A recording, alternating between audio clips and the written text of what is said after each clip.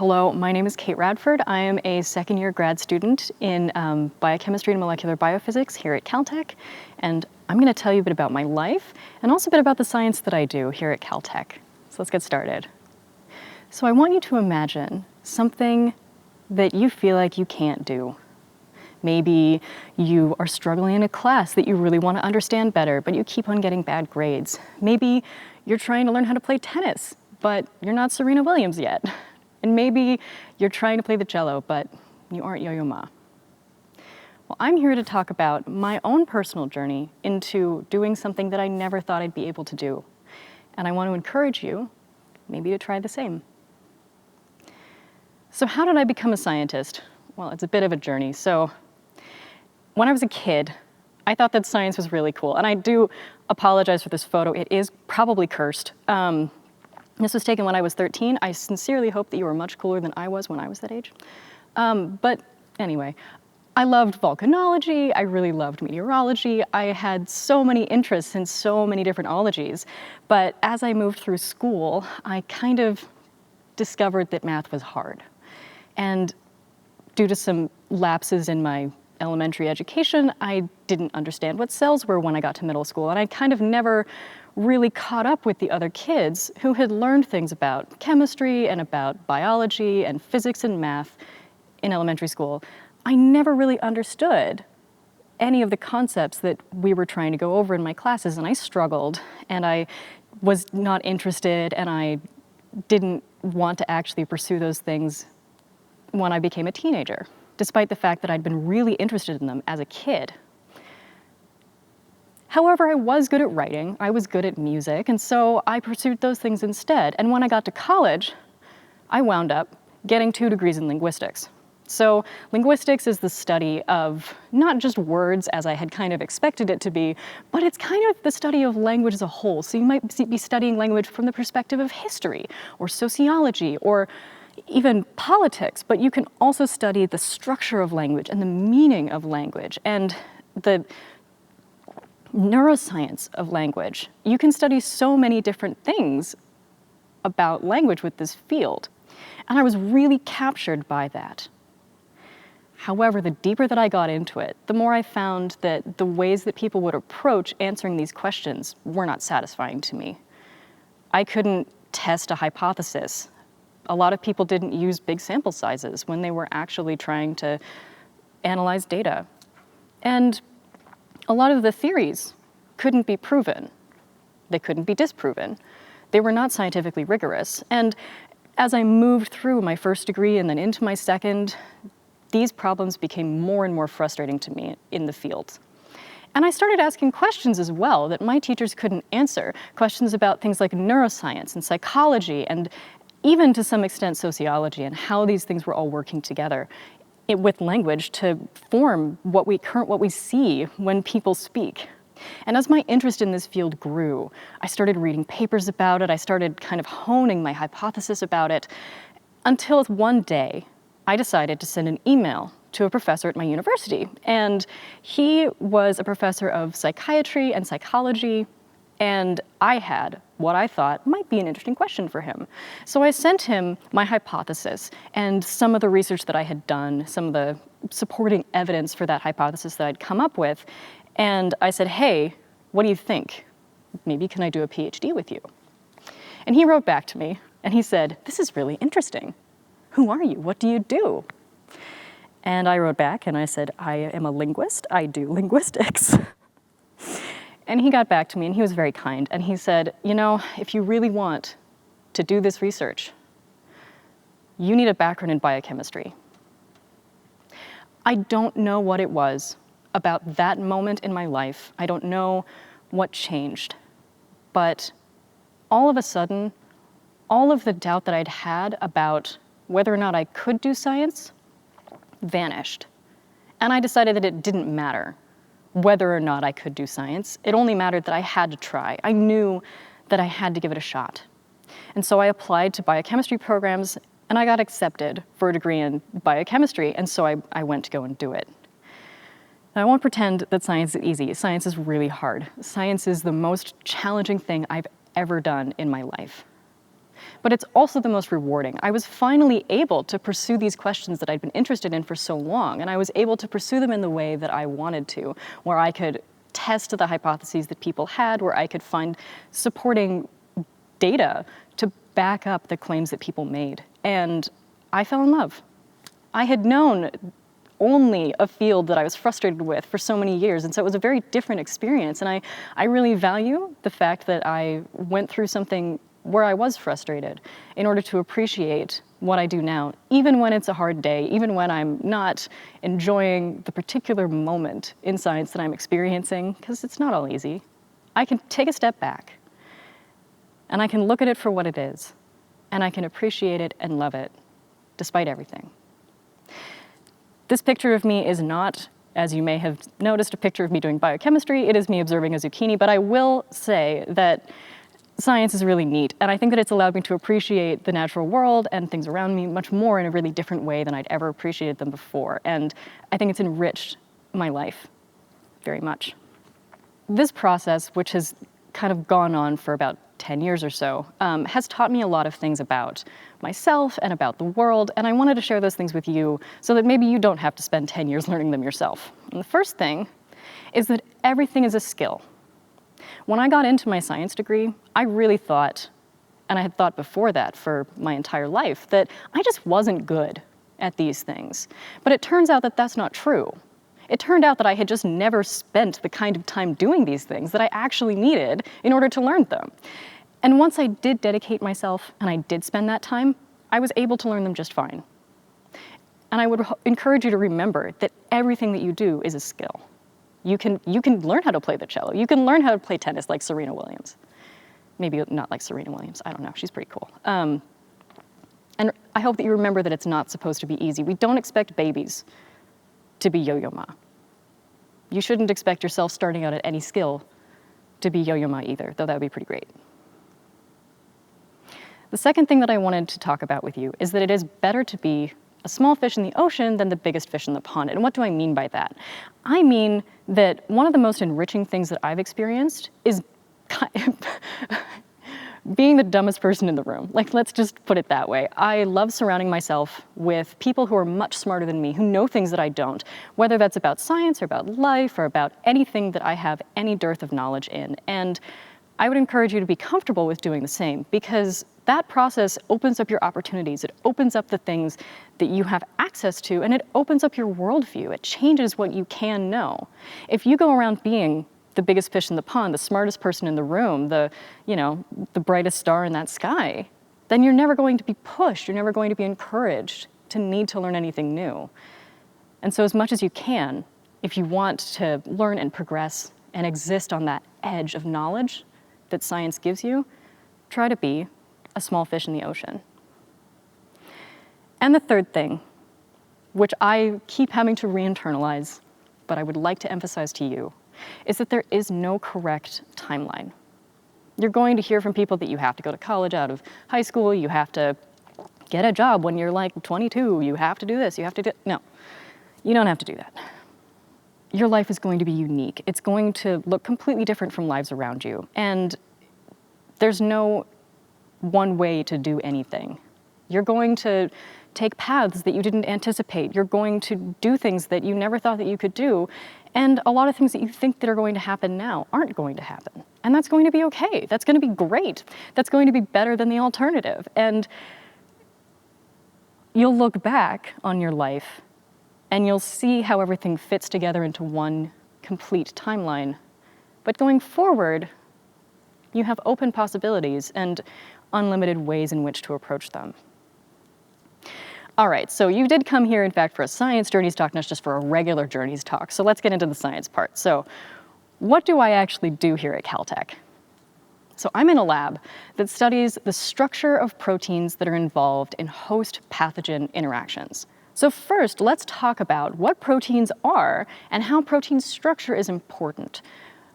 So proteins are a biological macromolecule. Now, what does that mean? That means that they are a large molecule that's produced by life.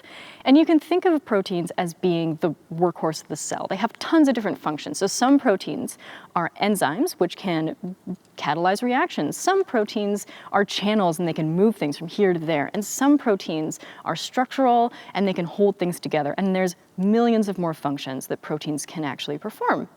So how do proteins perform these functions? Well, proteins and all other molecules ever are not just these flat, static, two-dimensional things. They're actually three-dimensional physical and chemical objects. They're going to engage in interactions with other proteins and other molecules in a three-dimensional and chemical way, in a way that is both dependent on physical space and on the chemistry of their interactor.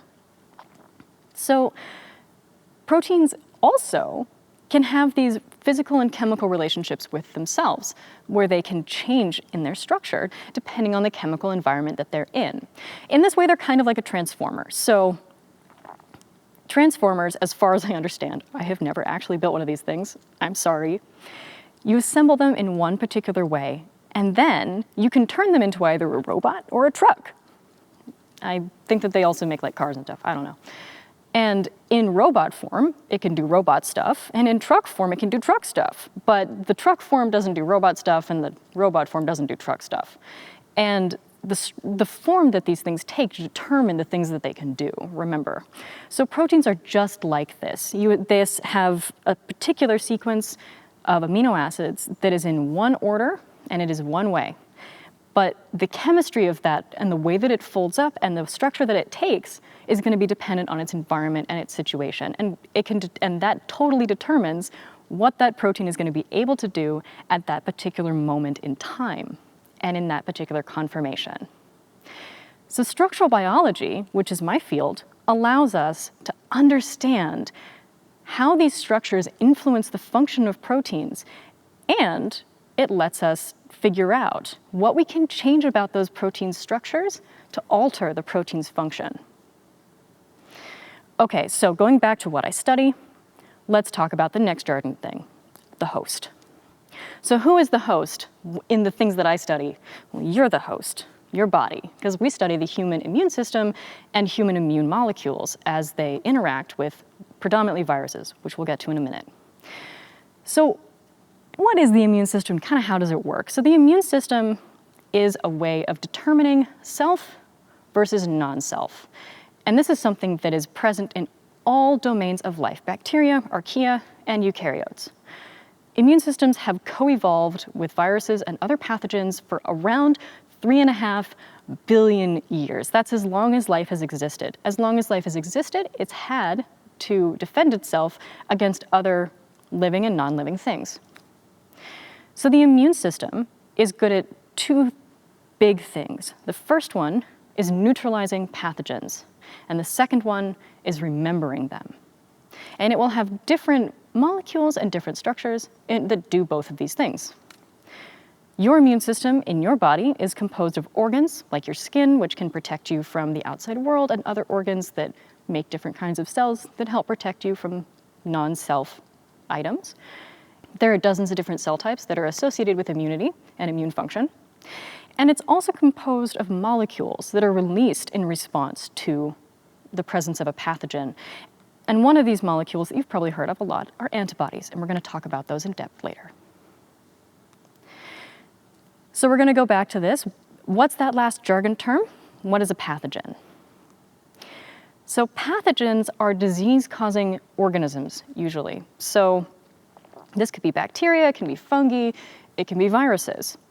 In the lab that I work in, we focus on viral interactions with the host. So viruses, what really are they? I'm going to give you a very, very, very simple definition. Viruses are information in the form of DNA or RNA, usually in a package that's made out of proteins and lipids, which can enter into cells. And the thing about viruses that makes them different from things like bacteria and fungi is that they must be inside of a host cell in order to replicate. They're obligate intracellular parasites. And what that means is that they must have a mechanism in order to enter into your cells. So the example virus that I'm going to talk about today, which I work on in the lab, is SARS-CoV-2. And you're all very familiar with this virus. It is the pathogen that causes the disease COVID-19. And we have been disrupted by this virus for 2 years. I'm sure that this has changed your life in many ways. I'm sure your school has been affected by it. You may have not been able to see family or friends in the kind of way that you would like to. And this highlights why it's so important for us to study viruses like this and understand them so that we can prevent this kind of disruption happening in the future. So how do viruses get into your cells? Well, so you might be familiar with this picture of SARS-CoV-2. So SARS-CoV-2 you're seeing here as like a circle. It's kind of loop-to-loop stuff inside of it. That is the RNA. And then on the outside, you see these kind of blue, kind of triangle spike things. That is the viral entry protein. For SARS-CoV-2, the viral entry protein is called spike. And this entry protein binds to the host receptor ACE2. And what I mean by host receptor, it's just a protein that is expressed on the surface of some cell types in your body. I should note that host receptors don't evolve to bind viruses. They evolve to do a totally different function, but viruses are very, very quick to mutate, and viruses can evolve to bind to existing receptors that are present. So once SARS-CoV-2 binds to ACE2, it can undergo a couple of different mechanisms to get inside of cells. I'm going to talk about just one, and this is called receptor-mediated endocytosis. Let's break that down. Endocytosis into a cell. Receptor-mediated, mediated means that it's your go-between. And receptor, we're talking about ACE2. So here, ACE2 is allowing SARS-CoV-2 to bind to the host cell and then go inside. Okay. So how can we stop SARS-2 from entering into our cells? Well, this is really amazing. Remember how I said that the immune system has been co-evolving with pathogens for 3.5 billion years? Well, your immune system has a lot of different aspects of it, and one of them is an adaptive system. So the adaptive immune system, which evolved around 500 million years ago in vertebrates, this system allows your body to recognize pathogens with very high specificity and remember them. It also produces antibodies. Antibodies, remember, are a protein, and they function the way that proteins do. They are three-dimensional, and they have very specific chemistry associated with them. The chemistry is what determines their binding specificity, but their three-dimensionality is what's going to determine whether or not they're going to prevent a virus from entering your cells. So I have two different antibodies as examples on this slide. On the left, you see one that's kind of purplish. This antibody we would consider to be non-neutralizing. It's binding to the side of the spike protein, but still, that top part that you saw that binds to ACE2 isn't blocked. On the right, however, we see this kind of pinkish, and it's binding to the middle of that kind of receptor binding part of the spike protein. And this physically blocks that interaction with ACE2. So we would consider this antibody to be a neutralizing antibody. And in that way, antibodies can help to neutralize these pathogens when they're in your body, and they can prevent you from getting sick. Why do we care about antibodies? Why do we care about viral entry mechanisms? It's because vaccines are incredibly important. So I want to talk to you a bit about the history of vaccines, and then I'm going to take you into a discussion about how vaccines work and what they do. So vaccines are not new. This is something that kind of blew my mind when I learned about it. Vaccine technology has been around for hundreds of years. And it began as the practice of variolation. Variolation was used to inoculate people against smallpox. And to do variolation, you take the scabs of somebody who's infected with smallpox and you kind of grind them up. And then you can either take that and you can scratch it into somebody who has not been infected, or you can blow it up their nose. Sounds awesome. Vaccine shots are way better.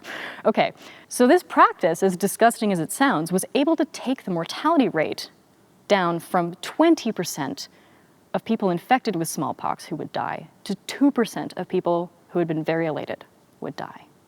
That's an incredible difference. It made a huge difference to these populations. And this was practiced across China, India, the Middle East, and Africa. So it wasn't until the middle of the 18th century that people also noticed that sometimes if you were infected with one disease, this could help you be inoculated against another one.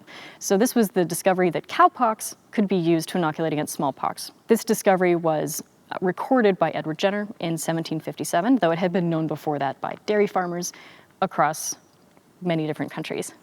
And then it wasn't until the turn of the 20th century that we finally isolated viruses and could finally understand what they were and what they were doing.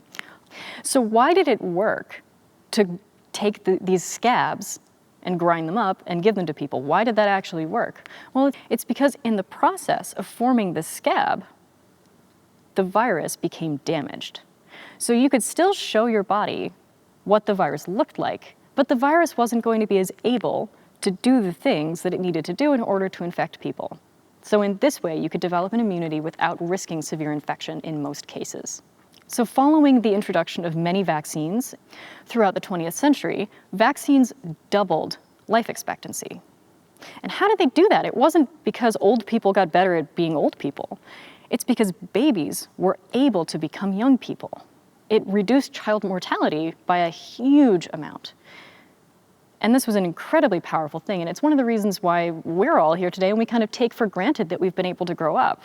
We've gotten inoculated against measles, mumps, rubella, diphtheria, tetanus, pertussis, all of these diseases that were very, very feared 150 years ago and still are feared today in some parts of the world.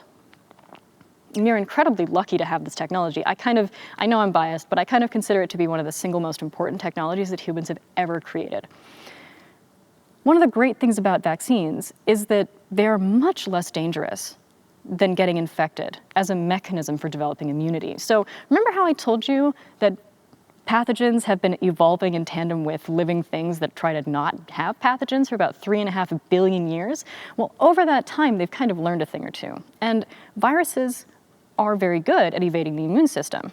But the immune system is also very good at having viruses not evade the immune system, right? So there's kind of this arms race, if you want to think about it that way.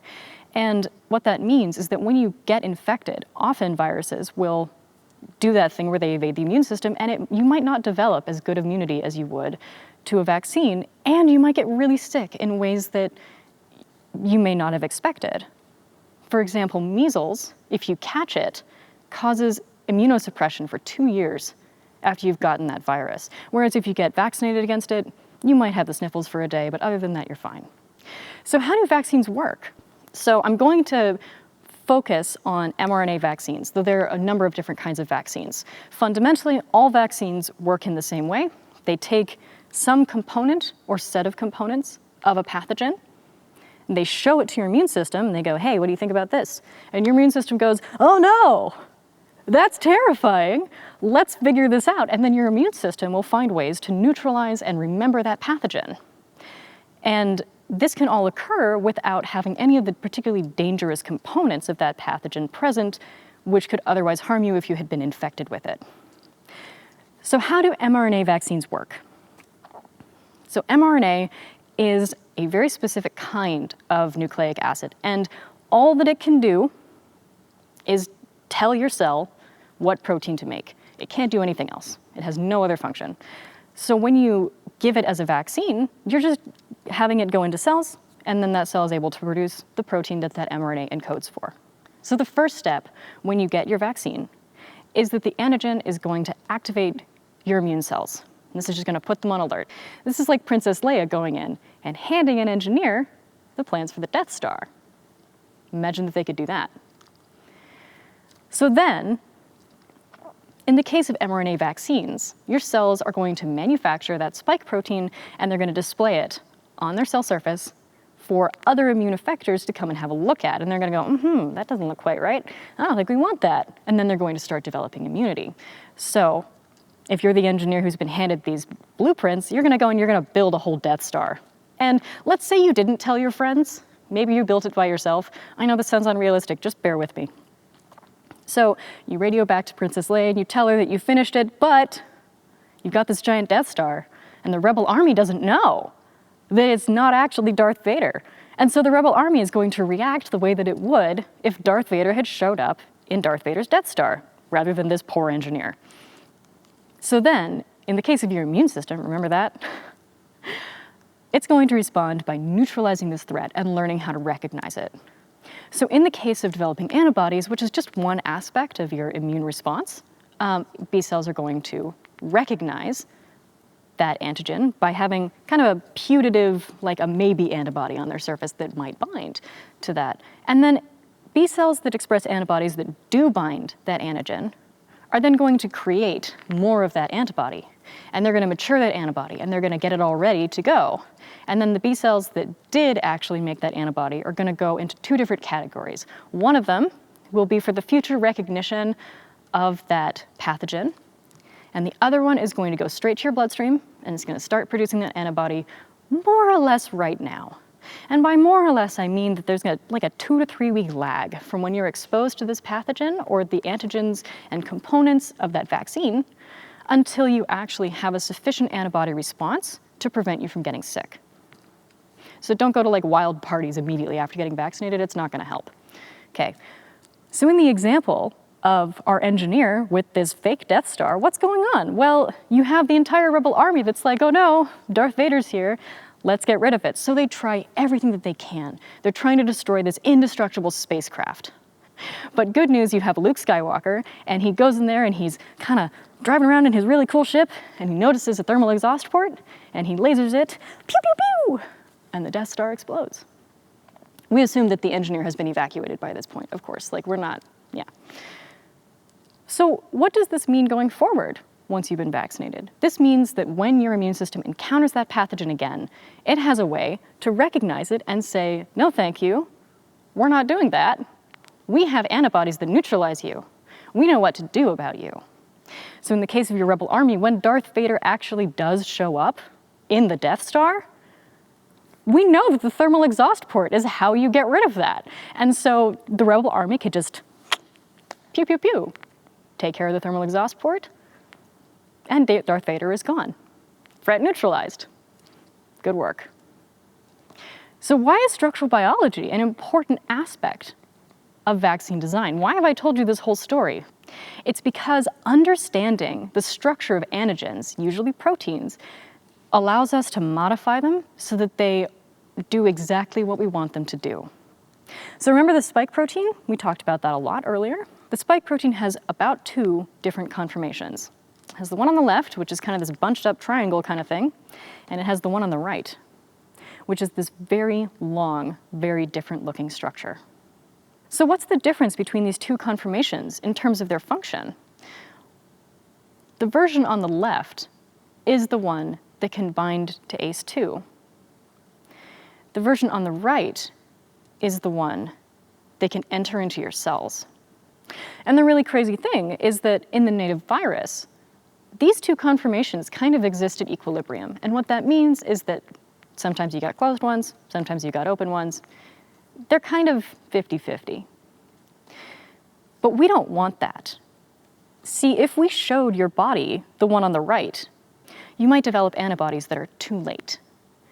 They're going to get to this protein after the virus has been able to enter into your cells. So we really want to just show your immune system the version on the left, that version where it can develop antibodies that actually block it from binding to ACE2. So what structural biologists were able to do up at the University of Washington was that they were able to look at the structure of the version on the left and identify 6 different amino acids in this structure which could be changed to stabilize the conformation on the left. And this is the version of the protein that we have in the mRNA vaccine. It's this pre-fusion stabilized spike conformation. And that's incredibly important because it maximizes the number of neutralizing antibodies that you might be able to develop. And this is the reason why these mRNA vaccines are some of the best vaccines that we've ever made. They're 95 to 98% effective against the strains that they were developed against, and they're still effective even against strains that have evolved since they were developed. The other thing that's great about these is that mRNA is relatively easy to produce. It only took one day from when the sequence was published for this particular protein on the left for the mRNA to be made to start vaccine development for the mRNA vaccine. And what it also means is that downstream, as we get more strains that do crop up, we can very quickly respond by changing that mRNA that's present in the vaccines and giving a strain-specific vaccine or booster to people who need it. So what does it actually look like to do this research in a lab? Well, we have to be able to make the things that allow us to study them. So I spend a lot of time growing bacteria, which lets me make DNA that I can then purify, and that's the picture that's on the left. And then we actually will put this DNA into mammalian cells, and that's the picture in the middle. And you need protective equipment in order to do this. And this process allows us to express proteins, and then we can take those proteins and we can put them on a microscope, a very special kind of microscope, and we can actually look at what those protein structures are. So studying tiny things needs really big solutions, and this is something that I find really fun, and it's one of my favorite things about my job. The way that I study the structures of proteins is with a technique called electron cryomicroscopy, or cryo-EM for short. Cryo-EM requires these absolutely enormous electron microscopes in order to do this kind of studies. And that's because for something that's really, really, really small, you need very high energy electrons in order to capture the details of those molecules. So seen here, you can see on the left, there's kind of the inner workings of one of these machines, and then on the right, this is what it actually looks like in our cryo-EM center here at Caltech. And this machine, it's about 14 feet tall. This is a huge microscope, and it's incredibly powerful, and I love using it so much. Okay. So how does cryo-EM actually work? So these are transmission electron microscopes, and that means that the beam of the electron is going to go straight through your sample, it's going to hit a detector at the bottom, and it's going to give you these images. We prepare samples of usually a purified protein, which is going to be in water, and then we put that onto this special mount that's called a grid. And we can put that grid into our transmission electron microscope and then capture images of these proteins. So what you see in those little circles in that data processing 3D reconstruction image, those are circles around proteins. Proteins are tiny. I would like to emphasize this. These are maybe 10 nanometers across. To give you a sense of that, viruses, like the coronavirus, are about 100 nanometers across. Bacterial cells might be like 1,000 nanometers across, and then eukaryotic cells, like the cells in your body, are much, much bigger than that, maybe 10, 100, 1,000-fold bigger than that. So once you actually have collected this data, we can use different algorithms that help us process these two-dimensional images of just individual proteins, and we can aggregate and average all of those little pictures of different proteins into these two-dimensional averages. And then we can take that data and we can make three-dimensional averages. And these three-dimensional averages are of the actual data of the actual proteins. These are not just guesses. These are actually showing us the location of atoms within that protein. And this is pretty great. So you can actually see some of the very detailed components of these structures in the structures that I'm showing you on the right. So let's say that you're not really into biochemistry, but you're kind of interested in this stuff. So what else can you do with it? So like, if you did want to go into something like structural biology, there are applications far beyond vaccine development and any kind of virus-related studies. You can also study things like antibiotics, cancer treatments, and other things to do with this thing we call life. If you're interested in something like electron microscopy, tons of different fields use that. We use it in material science, we use it in organic chemistry, and other techniques that use small particles to look at very small things, such as crystallography, are also used across these very different fields. What if you're really not interested in either one of those things, but you're kind of fascinated by thinking about public health? You can go into things like medicine, of course, but you can also go into things like epidemiology. You can go into science communication. You can go into any kind of logistics that help move things from place to place. There are so many ways that people can contribute to either studying something like what we're going through now, or that they can use the techniques and tools that people like me use every day in order to study completely different things that we would also like to know about. And that's great. But what if you're like, oh, Kate, my teacher made me watch this video, and I really didn't want to do this. Well, I'm glad that you're still here. Congratulations for making it this far. And for you, I want to just remind you of the things that I talked about in the first half of this talk. First, remember that everything is a skill. You can learn anything that you apply yourself to. And this is going to open things up for you immensely if you have that kind of approach. I also want to remind you to, as much as you can, seek bigger waters. Find people who know things that you don't know, and explore opportunities that put you into situations where you might not be the smartest person in the room. And I also want to remind you that there is no correct timeline. Be gentle with yourself. You're going to live your life, and sometimes things are not going to happen when you expected. But at the end, maybe everything happened in a way that you're much happier about. It's better than your wildest dreams. And with that, I wanted to thank all the people involved in Science Journeys for inviting me to be here and making me feel so welcome. Thank you. Thank you for attending today's Science Journey presentation. Here at Caltech, we thank Mitch Aiken and Kitty Cahalan of the Center for Teaching, Learning, and Outreach, as well as Mary Herrera and Kara Steeman from the Office of Public Programming, and the teams from Academic Media Technologies and Event Productions. And special thanks to Robin Javier and Brian Brophy.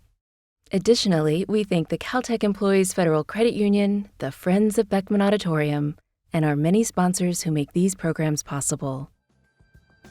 We look forward to you joining us again for future science lectures and performing arts events.